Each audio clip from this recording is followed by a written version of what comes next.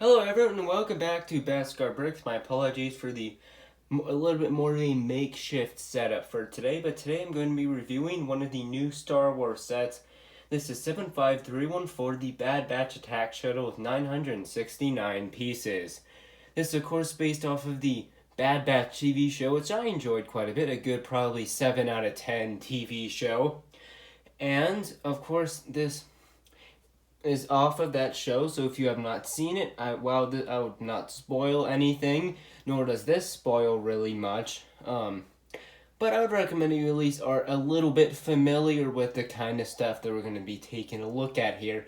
So I'd recommend you probably watch the first couple episodes of it, because you might miss some references and stuff like that. But with that out of the way, everyone, I hope you end up enjoying today's video, and let's get right into the two speeder bikes.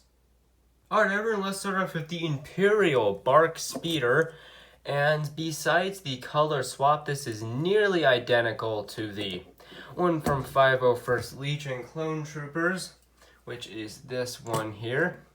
The main difference, of course, there's some slight differences in the construction of this model. Just some slight, it's not huge though, it's not like some huge upgrades or improvements have been made to this model. The biggest thing is the lack of these blasters here. We don't really need to see that anymore.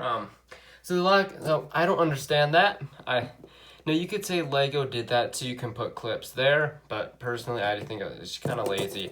Even if it's not super accurate, having those blasters there, you can just take them off. It'd look like this, how they packaged it. And you have some extra blasters for kids to use, so the removal of those doesn't make much sense to me.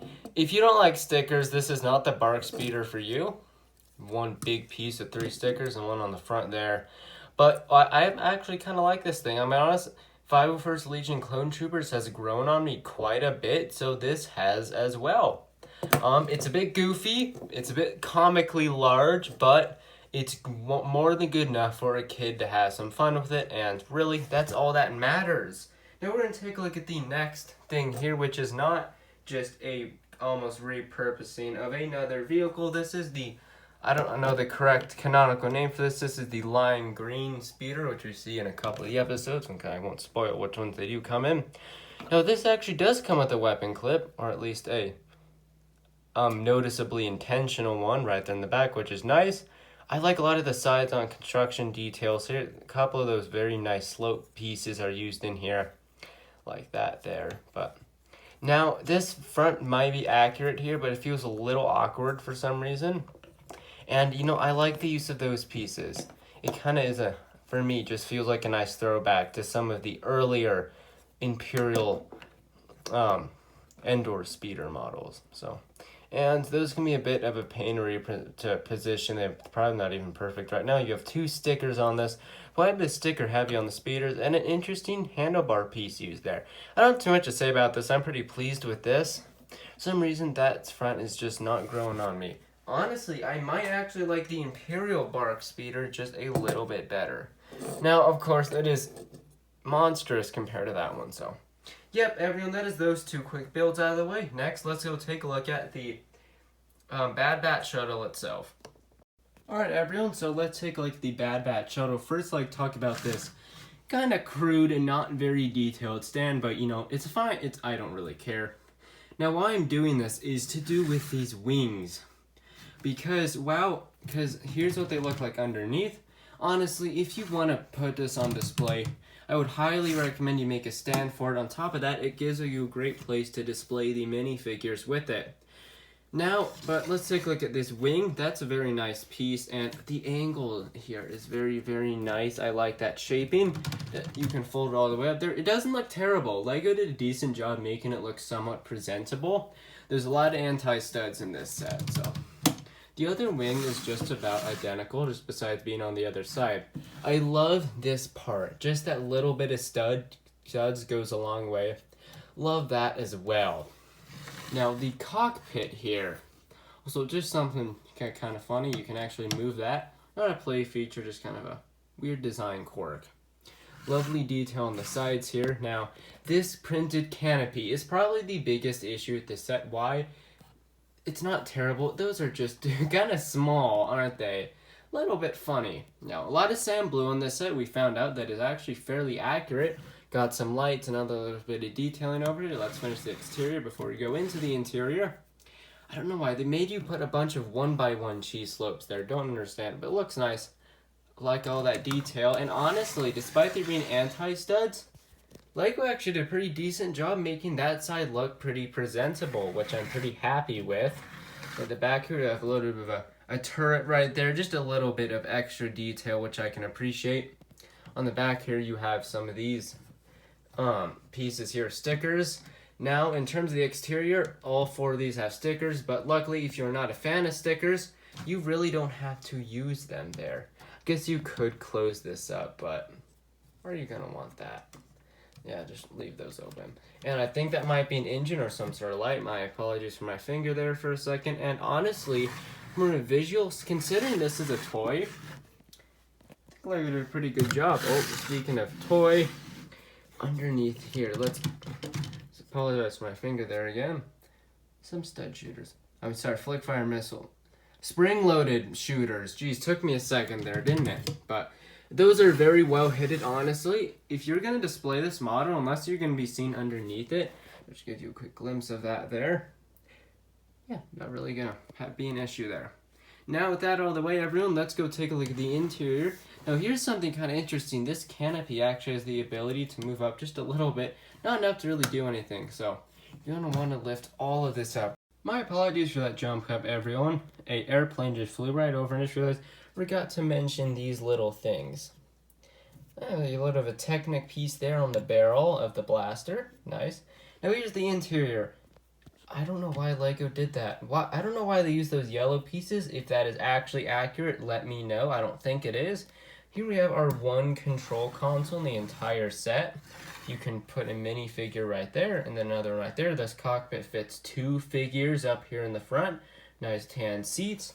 Up here in the back you have a little bit less luxurious, but a little bit tight, but usable space in there. I love these. They're not things for the minifigures, but I like that Lego just included those. Those are some useful stickers.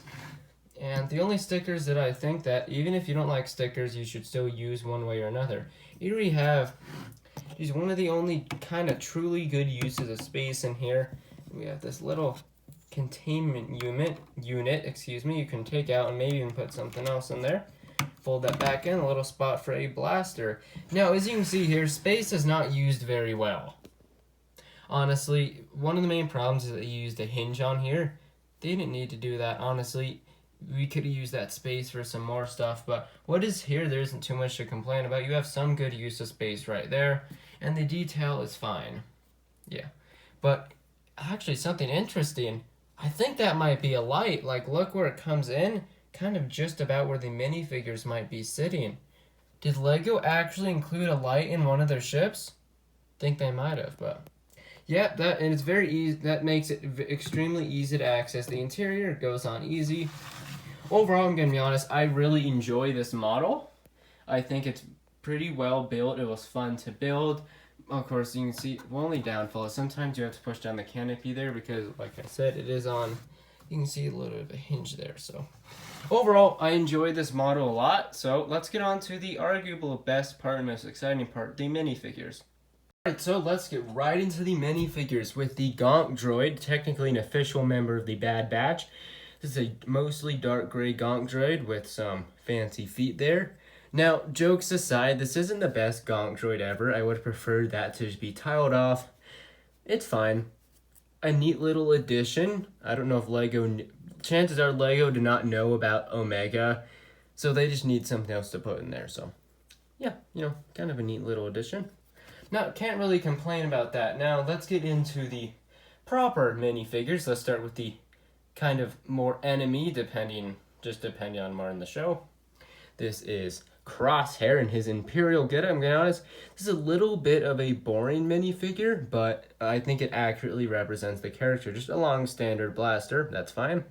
And some nice printing. Now this, I think, is going to be very useful for customs, especially those legs, to make some custom shadow or dark troopers in style of a Phase 2 clone trooper. Speaking of which, he uses, let's talk about the face there.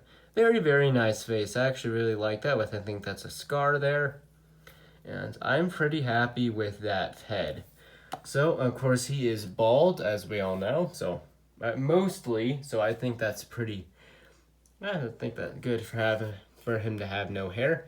This helmet, I think, is pretty nice. It uses the standard Phase 2 Clone Trooper helmet, which, while is not the most accurate, I think is more than acceptable. And is a kind of simple but accurate helmet. So I really don't have much to say about him. He's just a good figure to have, and I'm very happy to have a crosshair at all, even though I definitely would have preferred to have a, one of just from the Clone Wars or early Bad Batch. So here is Hunter. Now this is a very nice looking minifigure. He's actually wielding two knives because the instruction manuals actually tell you to use both of them. So there's no extra in this set. No blaster for him though, but I've never actually had these nice pieces before. I'm happy to have that. His printing looks very, very nice. Now I'm gonna take that off here. We're gonna take a look at the helmet, just so you can take a look at that face and some of his printing a little bit better. His head, he has two expressions actually. Not many clones get to have that. Now here is his helmet. This is one of my favorite clone helmets I've ever seen. It just looks splendid. Very, very luxurious. Very, very nice. But wait, there's more. Lego included a hairpiece. Look at that.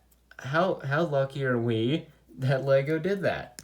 I'm very, very pleased that Lego did that. Now, honestly, my only complaint is that I wish that he would have an actual backpack, not just a printed one. Besides that, once again, the helmet's not the most accurate, but it is more than acceptable. Next, we have my favorite member of the Bad Batch, Echo, the former ARC Trooper. Once again, let's just take off his helmet to look at all of his printing a little bit better. He has a blaster pistol, accurate, and he is pale, more pale than all the other clones, which is accurate. So, oh shoot, my bad. Sorry, Echo. But you can just go look at his. He actually has printing on the back of his head. Once again, I would prefer a backpack that wasn't printed. Actually, has arm printing to show his arm there. That is kind of his, I guess, what is it called? His droid astromech plug-in arm. I don't know the name, man. A little bit. He actually just has a hand, which is fine. Love the printing once again, and I love how it kind of some of the cloth there, but just printed it. Honestly, this is a splendid looking minifigure, and especially this helmet. Once again, not accurate, but I have no complaints.